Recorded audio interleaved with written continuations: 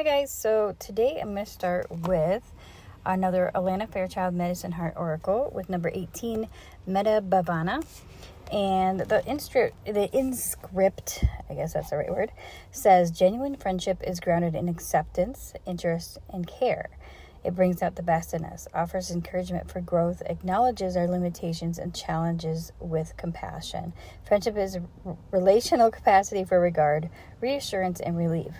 Be such a friend to yourself. Be sweet to yourself. Drop the inner war with your body, your mind, your life, and consider how might you befriend yourself unconditionally. There are many good things that want to make their way into your life. Generating the emotional safety of friendship within naturally opens your heart to attract and enjoy the divine warmth that desires entry into your world. So maybe somebody is feeling a little down on themselves, or we're kind of treating ourselves with a little bit of judgment, and we have judgment way over there. Maybe you're being a little harsh on yourself. We always give kindness to others, but a lot of time that kindness can't be its fullness that it is if we're not allowing kindness to ourselves. That's not to say to distract from the things that we need to do or the responsibilities we have. I feel like that's what this reading is a lot about, is kind of balancing that. Definitely recognizing that, our emotions especially with this water card. And this card down below, it's number 61. It says, water symbolizes purification, regeneration, birth, revival, and cleansing. It ignites the evolutionary shift from former self to new self. Many myths around the world speak of the Great Flood and the new life that is revealed after the deluge. Water begins without boundaries. Then, as soon as a form has separated itself from water, it becomes under the laws of time and life, thus acquiring limitations. And the invitation talks about allowing yourself to feel the flow of your feelings. So again, we're talking about the flow.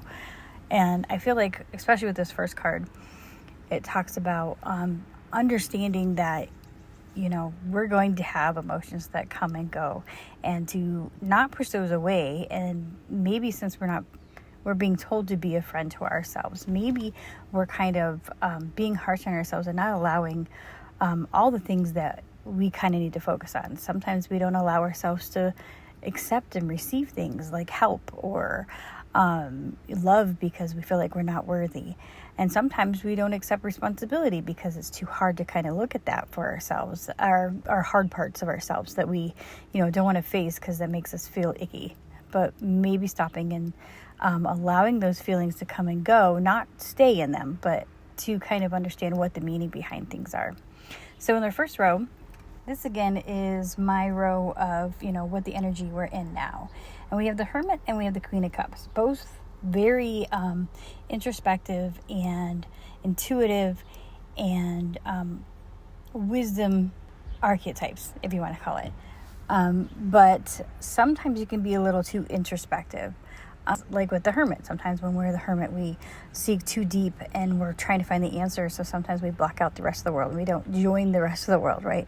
And we need that. We need that. Like in that first card, if you see the lovebirds there, the lovebirds need each other. You need community. You need others.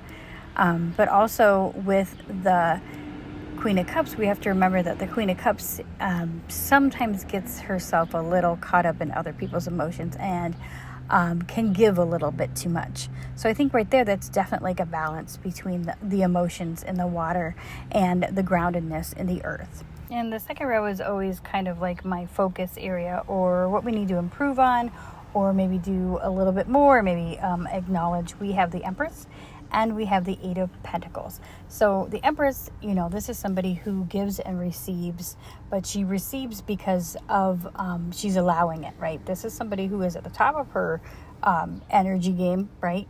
And it's not because she's just taking, it's because the energy level and the stuff that she's putting out attracts things to her that she wants. She puts the effort in, but effortlessly, if that makes sense.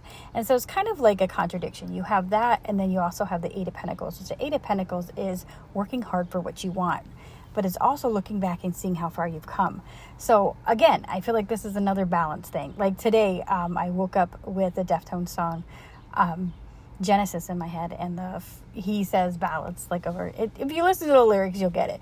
But anyway, so yes, that's definitely where I feel like I need to be right now. So I feel like with the Eight of Pentacles, maybe we're working hard, but kind of in a different way. Maybe we need to be a little bit more grounded, but allowing also. So the things that you don't really need to work for, the things that you shouldn't have to work for, allow them to come to you effortlessly, like the Empress. But at the same time, not letting the things in your life to go to the side, not letting things go to the point of, being irresponsible. I know that's not what we want to hear, trust me, but I feel like that's part of it, is like trusting and allowing, but also putting in the work that you need to put in to make things happen. It's not all, just completely knowing that it's going to happen. I mean, if there's people that rely on you, there's things in your life that rely on you to do these things. So then we also have to think about, are we doing too much in one way or another? I think needs to be a good balance of, the effort we put into different aspects of our life too.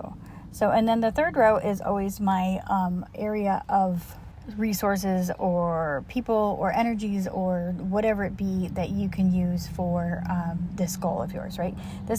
These are things that are, what you have around you that can help you. And so we have the Ten of Wands and we have the Seven of Pentacles. So it's interesting that we have the Seven of Pentacles. So the Seven of Pentacles is saying that you have been putting in the work. This is putting in the work and realizing that there's a goal for what you're putting this into. And with the Ten of Wands, it's saying that you have done this.